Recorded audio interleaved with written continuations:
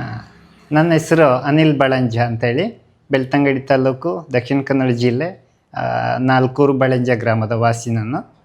ನಂದು ಹವ್ಯಾಸ ಹಣ್ಣಿನ ಗಿಡಗಳ ಸಂಗ್ರಹ ಮತ್ತು ಅಭಿವೃದ್ಧಿ. ಸುಮಾರು 1500ಕ್ಕೂ ಮಿಕ್ಕಿ ಹಣ್ಣಿನ ಗಿಡಗಳನ್ನು ಬಳಂಜ ಫಾರ್ಮಲ್ಲಿ ನಾವು ನಟ್ಟಿದ್ದೇವೆ. ಅಕಸ್ಮಾತ್ ನಾನು ಗಿಡಕ್ಕೆ ನಂಗೆ ಕಸಿ ಕಟ್ಟಲಿಕ್ಕೆ ಅಂತೇಳಿ ಕಸಿ ಕಡಿಯನ್ನು ತರಲಿಕ್ಕೆ BC ರೋಡ್ ಹತ್ತಿರ ಲೊರೆಟ್ಟ ಪದವಿಗೆ ಹೋಗಿದ್ದೆ. ಅಕಸ್ಮಾತ್ ಮರದ ಗೆಲ್ಲು ಒಂದು 15-20 ಅಡಿ ಎತ್ತರದಲ್ಲಿ ಮರದಲ್ಲಿದ್ದೆ. ಕಟ್ಟಾಗಿ ನಾನು ಕೆಳಗಡೆ ಬಿದ್ದುಬಿಟ್ಟೆ. ಈ ಕಡೆಯಿಂದ ಲೆಫ್ಟ್ ಶೋಲ್ಡರ್ ನಂದು ನೆಲಕ್ಕೆ ಹೊಡೀತು. ಇಲ್ಲಿಯ ಕಾಲರ್ ಬೋನ್ ಮತ್ತು ಪಕ್ಕೆಲುಬಿನ ಇದು ಸ್ವಲ್ಪ ಡ್ಯಾಮೇಜ್ ಬಂತು. ಅಲ್ಲಿ ಏನಾಯ್ತು ಅಂದರೆ ಯಾರೂ ಇರಲಿಲ್ಲ. ನನ್ನ ಫ್ರೆಂಡಲ್ಲಿ ಹೇಳಿದೆ, ಅವ್ರ ಹತ್ತಿರದ BC ರೋಡಿಗೆ ಅಡ್ಮಿಟ್ ಮಾಡ್ತೇನೆ ಅಂತ ಹೇಳಿದ್ರು. ಬಟ್ ನಾನು ಎಂತ ಹೇಳಿದೆ ಅಂದರೆ, ನಮಗೆ ನಿಯರೆಸ್ಟ್ ಇರುವಂಥ ಆಸ್ಪತ್ರೆ ಇದು. ಮೊದಲಿಂದ ಹಿಂದೆ ಕೂಡ ಕೇಳಿ ಗೊತ್ತಿದೆ, ಮೆನಕ ಆಸ್ಪತ್ರೆ ಬಗ್ಗೆ ನನಗೆ ಕೇಳಿ ಗೊತ್ತಿತ್ತು. ನಾನು ಇದುವರೆಗೂ ಕೂಡ ಅಡ್ಮಿಟ್ ಆಗಲಿಲ್ಲ, ನನ್ನ ಲೈಫಲ್ಲಿ ಫಸ್ಟ್ ಅಡ್ಮಿಟ್ ಆಗಿರೋಂಥದ್ದು. ಬಟ್ ನಾನು ಹೇಳಿದೆ, ನನ್ನನ್ನು ಕರ್ಕೊಂಡು ಹೋಗೋದಿದ್ದರೆ ಅಲ್ಲಿಗೆ ಕರ್ಕೊಂಡು ಹೋಗಬೇಕು. ಅವರು ಹೇಳಿದ್ರು, ಇಷ್ಟು ದೂರ ನಿನಗೆ ನೋವು ತಡ್ಕೊಳ್ಬೋದು ಅಂತ ಹೇಳಿ ಜಸ್ಟ್ ಒಂದು ಪೇಯ್ನ್ ಕಿಲ್ಲರ್ ಕೊಟ್ಟರು, ORS ಕೊಟ್ಟರು ನನಗೆ. ನಾನು ಅಲ್ಲಿಯೇ ಹೋಗಬೇಕು, ನನ್ನನ್ನು ಅಲ್ಲೇ ಅಡ್ಮಿಟ್ ಮಾಡಬೇಕು ಅಂತೇಳಿ ಹೇಳಿದೆ ನಾನು.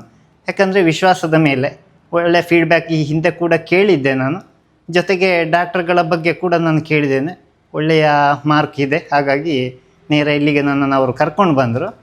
ಹಾಗೆ ಕರ್ಕೊಂಡು ಬಂದ ತಕ್ಷಣ ನನ್ನ ಹಿತೈಷಿ ಅಂತೇಳಿ ಕರ್ಬೋದು, ಅತ್ತಾಜಿ ಕೇಶವ್ ಭಟ್ ಅವರನ್ನು ಕೂಡ ನಾನು ಇಲ್ಲಿಗೆ ಬರಲಿಕ್ಕೆ ಹೇಳಿದೆ. ಅವರ ಕೂಡಲೇ ಬಂದರು. ಕೂಡಲೇ ನಮಗೆ ಆದಿತ್ಯ ಸರ್ ಅವರು, ಇಲ್ಲಿಯ ಡಾಕ್ಟ್ರ್ ಅವರು ಬಂದರು. ನನ್ನನ್ನು ಇಮಿಡಿಯೇಟಾಗಿ ಇದು ಮಾಡಿದ್ರು.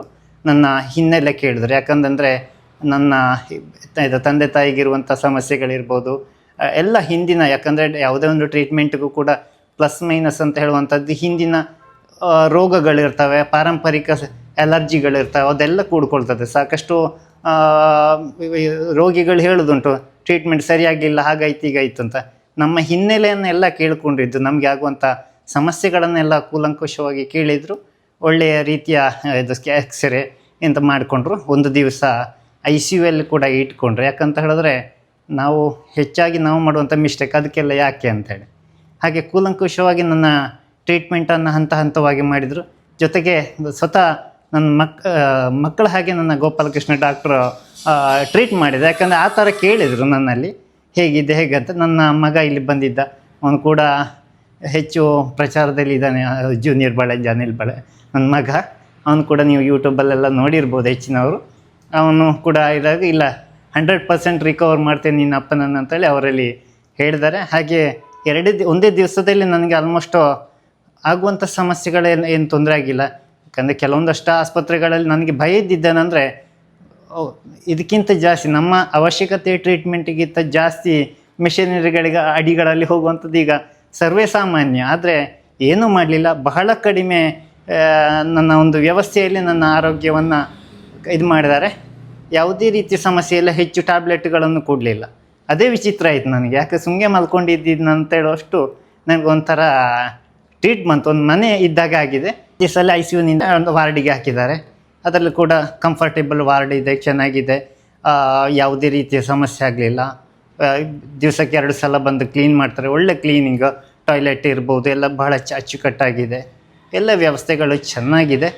ಜೊತೆಗೆ ದಿವಸಕ್ಕೆ 2-3 ಸಾರಿ 3 ಡಾಕ್ಟ್ರುಗಳು ಕೂಡ, ನನಗೆ ಇದು ಕನ್ಸಲ್ಟ್ ಆಗುವಂಥದ್ದು 2, ಆದರೆ ಇಲ್ಲಿ ಇದ್ದಷ್ಟು ಡಾಕ್ಟ್ರುಗಳು ಕೂಡ ಬಂದು ನನ್ನ ಬಗ್ಗೆ ಹೇಗಿದ್ದೀರಿ, ಹೇಗಾಗ್ತಾ ಇದೆ ಅಂತ ಕೇಳಿದ್ದಾರೆ.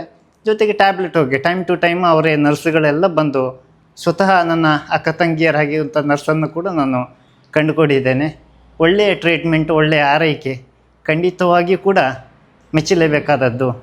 Thanks Benaka hospital.